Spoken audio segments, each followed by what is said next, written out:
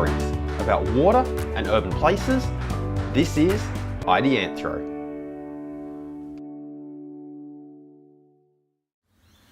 Hey everyone, and welcome back to Ideanthro. On today's episode, we have a viewer question.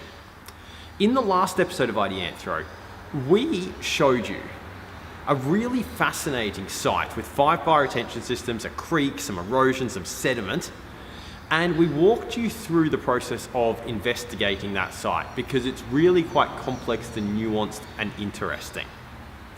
Well, based on that episode, we have a question. Now, the question comes from Dan Robson. You might remember Dan from Ideanthro episode 160. So Dan has a background in horticulture, and he joined us for that episode to talk about how different species of plants might go in bioretention systems, bringing his horticultural perspective to that. So not just a case of here are the half a dozen species that have been tested and we always put in, but a case of, oh, what about that? What about that? What about that? So Dan joined us previously, but in this case, he has posed a couple of questions based on that last episode, and I'm going to dig into them here for you. So the questions were, the first one is essentially, would sediment forebays have helped to prevent the sediment issue in the bioretention system? So maybe you want to go back and watch the previous episode to get some context, but if you don't have a chance to do that, here's a brief summary. The site has bioretention systems that are contaminated with fine sediment for sure, sometimes some coarse sediment, but heaps of fine sediment. And the investigation really hinges around where the heck is that fine sediment coming from? So the first question is, would having sediment forebays on those bioretention systems have helped to prevent the clogging? My opinion is, at best, very little, and most likely not much at all. So why the rationality? The simple reason, what's the rationale for that? The simple reason is that forebays on bioretention systems are coarse sediment forebays, and they work by slowing and spreading water, slowing down its velocity and giving sediment time to settle out. But that only works for big sediment particles, coarse sediment particles. So if you ever dig through the sediment that's collected in the forebay of a bioretention system, you will see that it is primarily coarse sediment. Now there might be some fine settle out with it, but it's not really the purpose of it. And the reason is simple. Fines are so small and light and stay in suspension for so long and so well that there simply isn't enough time to get them to settle out in a forebay. So they flow straight through the forebay, out the other side and into the bioretention system. So in this particular instance where these sites, where the problem is primarily fine sediment, although I note that there is some coarse sediment in at least one of the basins, I'm just not so stressed about it. When it's primarily fine sediment that's the problem, a sediment forebay really isn't going to do a lot to solve the issue. Sure, some fines might settle out with the coarse stuff, but it's not really what it's there for or the point of it. So it might make, throwing flippant numbers around 5 or 10% difference at best. So no, I don't think coarse sediment forebays would have done a lot to solve that particular sediment issue here. And then Dan asks another question. And this one I'm particularly interested in because it's got a little bit of meat to dig into here. The forebay one's a good one. Actually, the forebay one's a really important one because we have this default setting with bioretention systems where we always throw forebays on there. But for me, it's also a question I've considered before. But this was a slightly different one, a slightly new one that got me thinking a little bit. So I particularly like this one, Dan. The question, as he poses it, is, do you think it, being the sediment contamination in the basins, do you think it could also be exacerbated by the depth of the ponding, the extended detention depth?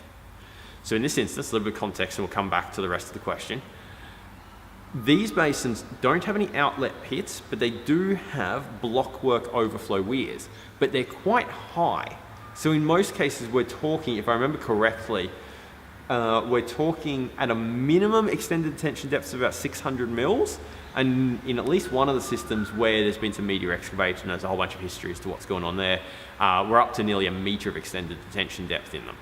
So back to the question, we'll just recap the first bit. Do you think the sediment contamination could also be exacerbated by the depth of ponding, the extended detention depth, because the weirs are so tall?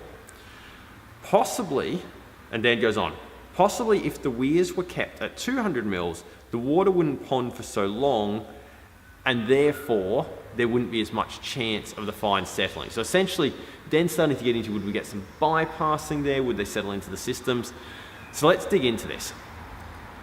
Fines will settle out of suspension in water if they're given long enough, but it really does take a long time. If you want to try this, get some clay with fine particles. Actually, get a mix that's got both fines and coarse in it. Stick it in a jar with some water, stir it up. You'll see it go cloudy, and then observe it as things start to settle out. You see the coarse stuff will settle out really quickly, but the fines will stay in suspension for a long time, particularly the really fine, dispersive, colloidal stuff will stay in suspension for huge amounts of time. So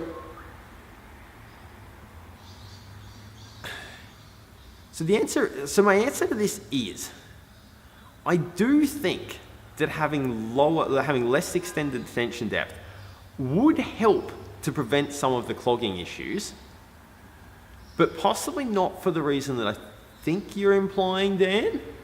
And I'm not sure whether I actually am happy with that outcome either. So here's how I feel the physics of the particles getting into the filter media goes.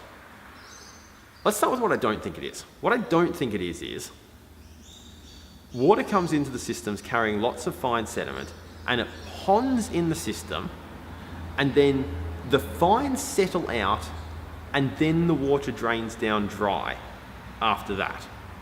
I don't think that's the correct order. I think that's misunderstanding the order. I think for, say, coarse sediment, that might be a reasonably accurate representation of which the order of things happen. But with fines, which will stay in suspension of their own accord for ages, I think the correct order to consider this is water with lots of fine particle comes into the basin, fills up the basin, the fines stay in suspension, but as the water drains down through the basin, the fines are taken down with it, and as they go down, they intercept the surface and get stuck in the surface or just in the filter media itself. So this is an interesting distinction, because what it means is if we dropped the overflow weirs lower, the mechanism of particles settling out is still the same, but the volume of water that could be trapped above the surface of the system at any one time would be reduced. So I think that you would have less fines settle out on top of the system, but it would be because less water would be going through the filter media, so less water would be being treated, and if it's not being treated, then that means it's bypassing out of the system and being transferred downstream. And that, of course, isn't really desirable from an environmental health point of view, because the whole reason, presumably, you have bioretention systems in there is to treat that pollution. So from an asset management point of view, that probably would make the asset more sustainable, but I'm not sure that it's fixing the underlying problem here, which is we have, for whatever reason, excessively large sediment loads entering these systems, and we don't want it to go downstream, but we also don't really want our bioretention systems clogging up, which brings us back to source control, which brings us back of what the heck is the source of that sediment, and let's try and stop that. But it is an important distinction, and these are really important issues to grapple with, and I'm glad that Dan raised these questions, because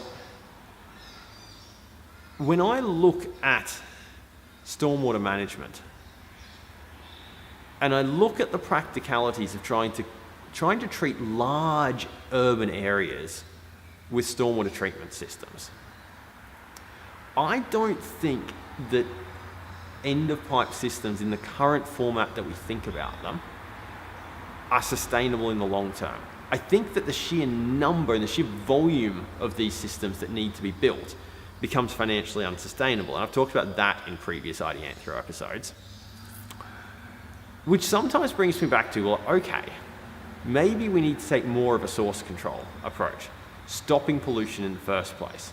And particularly if you're interested in managing hydrology, there's really good reasons to think that you might want to infiltrate water at source, but if you infiltrate water at source and it's already got sediment in it, then you have sediment clogging issues.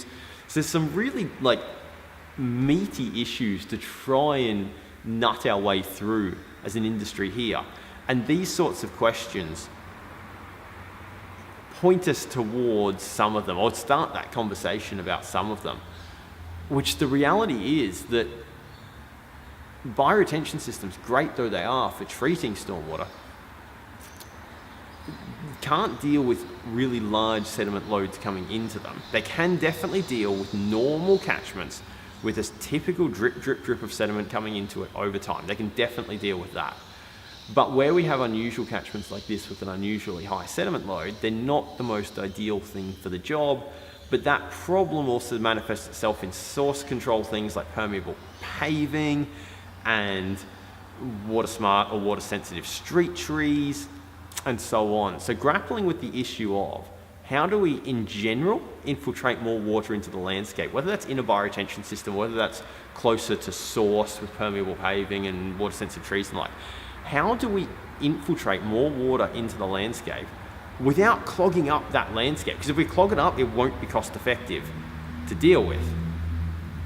So we've got to have ways to infiltrate water at source, or infiltrate water into the landscape. Let's not bias this with that source, but infiltrate water into the landscape without, in the process, clogging up whatever and however we're infiltrating that water in. And that's a really tough challenge to deal with that I see playing out with, particularly in the instances of current attempts to create, self-watered street trees that take water from the road. Guess what? They take a lot of sediment too.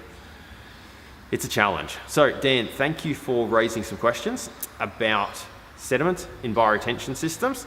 It's a good one to dig into, but unfortunately, I don't think a 4-bay is going to be particularly useful.